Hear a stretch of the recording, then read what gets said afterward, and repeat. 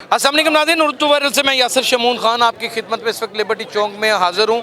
मैंने आपको बताया था कि तमाम मकातब फ़िक्र से तल्लुक़ रखने वाले लोग इमरान खान के ऊपर किए जाने वाले हमले में इस वक्त सरापा एहतजाज है। वकला बरादरी हमारे साथ खड़ी है, शादाब भाई खड़े हैं। शादाब भाई से जानते हैं। शादाब भाई, मुझे सबसे पहले तो बहुत अफसोस है, हम मजम्मत भी करते हैं कि पाकिस्तान की सबसे बड़ी जमात के लीडर के ऊपर एक लॉन्ग मार्च में 3 लाख बंदा वहाँ पर मौजूद था और एक बंदा पिस्टल के ऊपर पूरा ब्रस्ट चला जाता है। ये एक नहायत ही अफसोसनाक वाक़या और उसमें वो ज़ख्मी भी होते हैं और बाल बाल उनकी जान भी बच जाती है। आप क्या कहेंगे? देखें, सीधी सी बात तो ये है कि आप पहली बात तो आपने बिल्कुल ठीक की कि 3 लाख का मजमा है हाँ जी। और सिक्योरिटी का ये हाल है कि चंद फुट के फासले से ये हमला होता है। यही बात मैं करना चाहता हूँ। चंद फुट के फासले से हमला होता है और डबल अटैक है। सुनने में यह है ऊपर छत से भी हमला हुआ है। छत से भी हुआ है? जी, ये हमारे सुनने में अभी तक आया। एग्जैक्ट नहीं मैं कह सकता, लेकिन एक चीज़ तो बड़ी तयशुदा है कि बिल्कुल करीब से हमला ये होना। प्लान था? नहीं, इसमें कोई शक की गुंजाइश ही नहीं रह जाती। देखें, हमने राना सनाउल्लाह साहब के बयानात भी सुने। उन्होंने कल कहा कि इमरान खान अगर मेरे टाई चढ़ गया, ये लफ्ज़ बोला उन्होंने। हाँ, उनकी धमकियाँ भी सुनी। ठीक है, वो एक सियासी तौर पे उनकी अपनी जो स्टेटमेंट है वो अपनी जगह होगी, लेकिन वो वज़ीर दाखिला तो है ना। जी जी। वज़ीर दाखिला के लिए सबसे इम्पोर्टेंट होता है कि एक मुल्क की क़यादत जो नेशनल लेवल की क़यादत है और जिसकी वजह से विफाक जो है वो विफाक की अलामत होता है। अगर इस लेवल के लीडर को खुदा न खास्ता आज कुछ हो जाता तो मुझे बताएं, इस कौन सी ऐसी जमात थी, कौन सा ऐसा लीडर था जो विफाक को इकट्ठा रख सकता था? तो ये एक बहुत बड़ा खुदा न खास्ता। इसी तरह सवाल एक उठता है जो बड़ा अहम, शादाब भाई, इस वक्त एक बड़ा अहम सवाल उठता है, वो ये है कि आपको नहीं लगता कि ये सारे का सारा वाक़या बिल्कुल उसी तरह है जैसे मोहतरमा बेनज़ीर भुट्टो साहबा का वाक़या था? पहले क्रैकर चलाया गया, फिर उसके बाद पूरा एक ब्रस्ट चल गया। बस फ़र्क ये हुआ कि उस वक्त 2-3 गोलियाँ चलीं, इस वक्त पूरा ब्रस्ट चल गया और बिल्कुल ट्रक के सामने चला, उस कंटेनर के सामने। और अब आप बता रहे हैं कि ऊपर से भी फायर हुआ।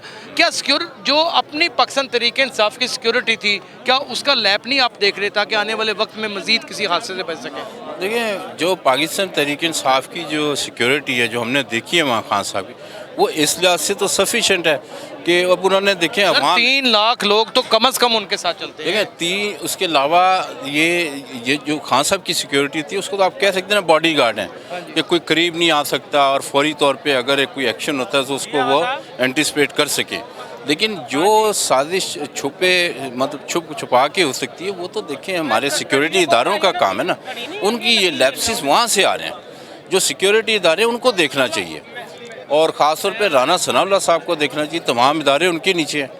तो एक मेरे ख्याल में ये बहुत बड़े अलमिया से आज लोग बड़ा जानना चाहते हैं। वकला बरादरी को बहुत सी बातों का पता भी होता है, वो उनको आगाही होती है, वो इन्फॉर्म्ड होते हैं, वो लॉ एंड ऑर्डर की सूरत हाल को समझते हैं, लॉ को समझते हैं। आप हमें ये बताएं कि वो कौन लोग हो सकते हैं जो इतना बड़ा रिस्क लें, इतना बड़ा ख़तरा मोल ले करके अपनी, यानी कि उस बंदे ने भी तो अपनी जान के ऊपर खेला जिसने हमला किया और हमला कर दिया। देखें, जिसने हमला किया ना, एक बात तयशुदा है कि उसके पीछे कोई था।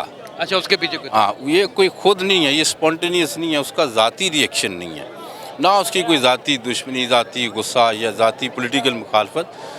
ये इसकी देखें कोई बात कबल अज़ वक्त होगी कि, लेकिन एक बात तयशुदा है कि ये बंदे के पीछे ज़रूर कुछ कोई ना कोई एलिमेंट अवामिल मौजूद थे, अवामिल और अनासिर भी ज़रूर मौजूद थे। तो इसकी जब मैं तो कहूँगा बड़े हाई प्रोफाइल लेवल पे इसकी इन्वेस्टिगेशन होनी चाहिए।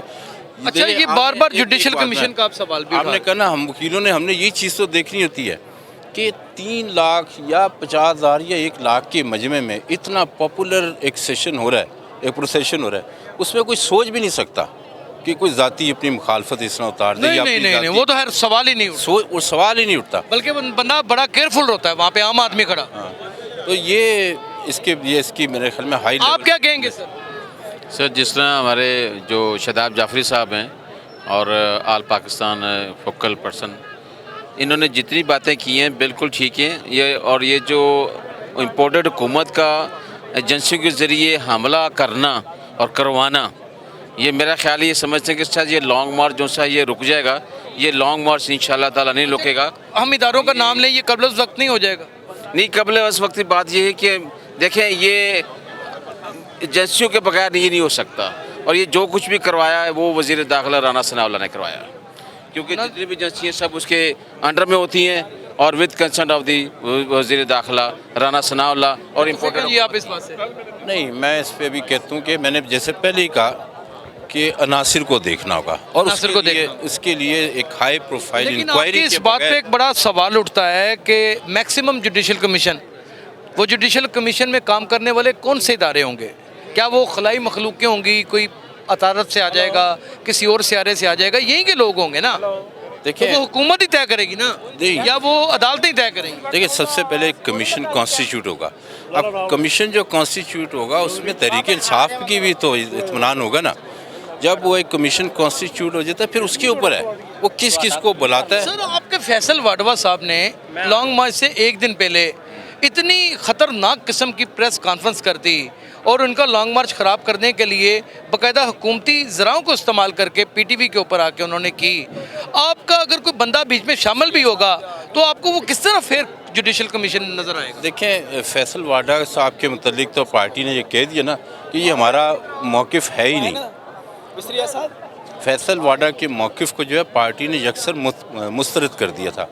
अब ये उन्होंने, लेकिन सर वो बड़े आपके अहम कारकुन रहे हैं। बेशक अहम रहे हैं, बेशक अहम थे, लेकिन उनके बयान के बाद पार्टी ने तो देखे ना उनके बयान से उनसे बहुत लाताल्लुकी की है और उनको बाकायदा शो कॉज हुआ है।